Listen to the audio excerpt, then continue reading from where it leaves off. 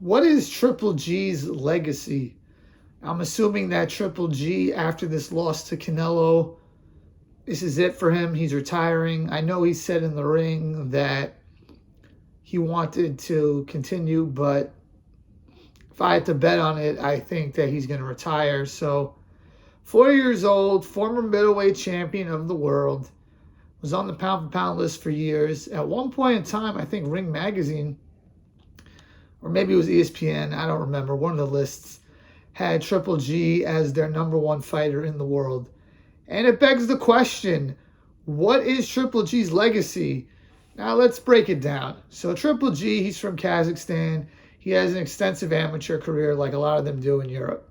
He comes and turns pro, I think in like 2005 or 6. So he's like 23, 24 years old, around that age. And he doesn't really get to world-class level until like 2010. So at this point, he's like 28 years old. Then he fights. He gets the WBA regular title. Okay, whatever. He beats up on some B-level guys that are pretty good. You really can't even say B-level. I would even say C-level. Guys like Matthew Macklin, Gabe Rosado. Trying to think who else. People like that, you know. I don't, remember all of them, but those kind of fighters. He doesn't get these big opportunities when he was the up-and-coming guy because he was feared. He was dangerous. He had power, and he was a crusher. He was a killer. This is around like 2012, 2013, that era. He was supposed to fight Dmitry Pirog, but Pirog, this is after Pirog knocked out Danny Jacobs, but Pirog had the back injury, so he had to retire unexpectedly, and that fight never happened. That would have been a nice fight for Golovkin had he won that, to put on the resume. The guys at the time who were the big middleweight dogs, guys like Sergio Martinez, Felix Sturm, the other guy with the Q in his name, I'm trying to remember what his name was, Quinton or Quillis, whatever, his name was, Miguel Cotto when he had beat Sergio Martinez at a catchweight. None of them wanted to fight Triple G. Peter Quillen, that's who it was originally. Then he goes on and he keeps beating up on these B-level guys. Martin Murray, David Lemieux, Willie Monroe. And he's looking amazing at this point. He's looking like the killer that everyone said he really was. And he gets the WBA complete title in 2014. Now, they tried to make it like he had 20 defenses from 2010 until now. That's not true because we don't count the WBA regular title. Nobody counts that as a world title, normally speaking. So I don't buy into that. If you're into history and you're into defenses, that's a bunch of nonsense. I know Triple G and his handlers, Tom Loeffler and them, they've tried to run with that gimmick, but it's nonsense. There are no big names at this point because Sergio Martinez, he retires. Cotto, he's not fighting in middleweight. He's not really a middleweight anyways to begin with. So people, they're looking at the horizon and they're like, who should Triple G fight? Now at the time, the 154-pound champion was Canelo Alvarez. And at the time, the 168-pound champion was Andre Ward. So it was expected that he would either move up or Canelo would move up to fight Triple G. Or Triple G would move up, obviously, and fight Andre Ward. Now, his trainer, Abel Sanchez, he opens up his big mouth, says anyone from 154 to 168 can get it. Andre Ward's like, hey, listen, I want to fight this guy. Come up to 168. The fight doesn't happen. In my opinion, I think Ward was calling their bluff. I don't think they were going to put him in there with Ward. I think Ward was too dangerous, not to hurt Triple G, but to beat Triple G. And I think that if he did fight Andre Ward, he would lose very badly, very easily. So I don't like them going out saying, anyone from 154 to 168 can get it when they didn't mean that. And it's actually funny because Triple G just finally fought at 168 for the first time now. So the fight that everyone knows is Triple G and Canelo. Canelo's the big draw. He's the big guy in boxing. He's coming up. At this point, he wasn't what he is today in terms of popularity or as a fighter, but he was coming up. At that time, Floyd Mayweather had just retired, so it was really, they needed a new star in boxing, in American boxing. And Canelo, he was going to be the guy. So Triple G, he keeps fighting people that, people don't really care about. He's supposed to fight Eubank, but Eubank pulls out, so then he fights Kell Brook, who is a welterweight. He then fights, Canelo was the mandatory for Triple G at that point. And Canelo, he turned down his chance for the mandatory shot to fight Amir Khan instead. Now, a lot of people say that's Canelo ducking him, and you could definitely say it is. This is in like March of 2016. Now, I think that was a great move that Canelo and his team did that, because I think if they would have done that fight in 2016, considering Canelo's experience and where Triple G was at that point in his career, Triple G would almost certainly beat him, and there's a very good chance Triple G would have knocked him out. So we fast forward to 2017. Canelo fights Julio Cesar Chavez Jr., and Triple G fights Danny Jacobs. Now, at this time, Jacobs was not looked at as being such a serious guy. If I'm not mistaken, I think Jacobs already had 2 losses up until that point, and I think they were both by knockout.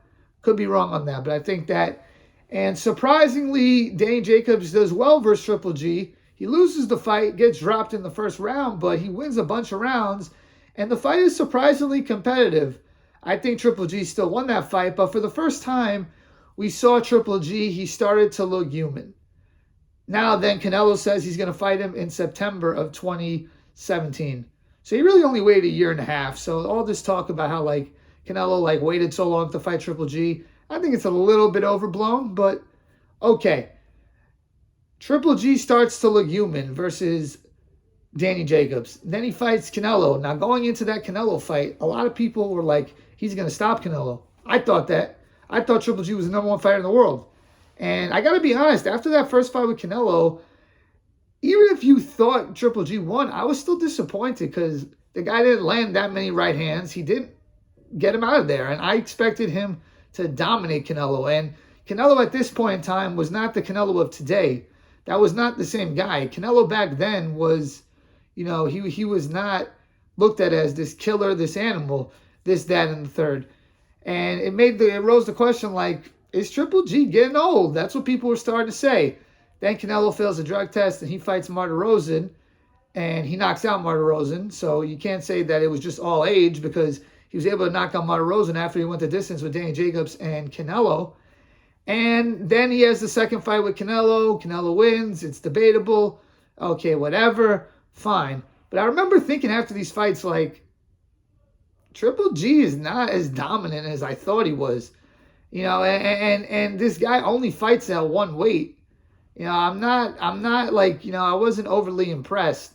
And then we look at the stuff that he did since the Canelo fight. And he really didn't add a lot to his career legacy. I mean, he fought Steve Rolls because he had a 5-fight, $100 million deal with Canelo, with DAZN. It was with Canelo because that's the only reason they signed him. He fights Steve Rolls. Nobody cares about Steve Rolls. He beats him, knocks him out. Then he fought Derevyanchenko for a vacant title. And a lot of people, including myself, thought he lost that fight. After rewatching that again, I thought he lost that fight. It was debatable. And Derevyanchenko is not a great fighter. I mean, he's good, but Danny Jacobs beat him. Charlo beat him. He had a loss or two after. I'm trying to remember who else. But the point is, he's not a great fighter by any stretch. And then he fought Sermeta, who was a mandatory. Nobody really cares. He fought Murata. Nobody really cares. And then the Canelo fight this past weekend where he basically just turned up for the money. So to me, his legacy is a little bit interesting because he's obviously one of the best middleweights of all time. I mean, I'm not a historian, but Dan Rayfield said he was top 10 middleweight of all time. Maybe he is, maybe he isn't. I don't know. But do I put him up there with Marvin Hagler, Bernard Hopkins, Carlos Monzon, Sugar Ray Robinson, those kind of people? I don't. He didn't have a long enough run and he didn't beat good enough people. Now, to his credit, a lot of guys ducked him, and that hurts him from a resume standpoint. So I get that. But he had an opportunity versus Canelo twice to dominate him, and whatever you want to say about how those fights were scored, he never really dominated Canelo. I don't care what anyone says. He didn't. And I think that him only fighting at middleweight his whole career, that also hurt his legacy because these last 4 or 5 years, he was only waiting around for Canelo so he could get that one last cash out fight. And he didn't really add much to his legacy. He was just waiting for Canelo. So when you look back at his career, you're going to say this is one of the greatest middleweights of all time, the best middleweight of the 2010s and of the last 10 years. But was Triple G one of those special fighters? I don't think you can say he was. I think he had a great career. He's a Hall of Famer.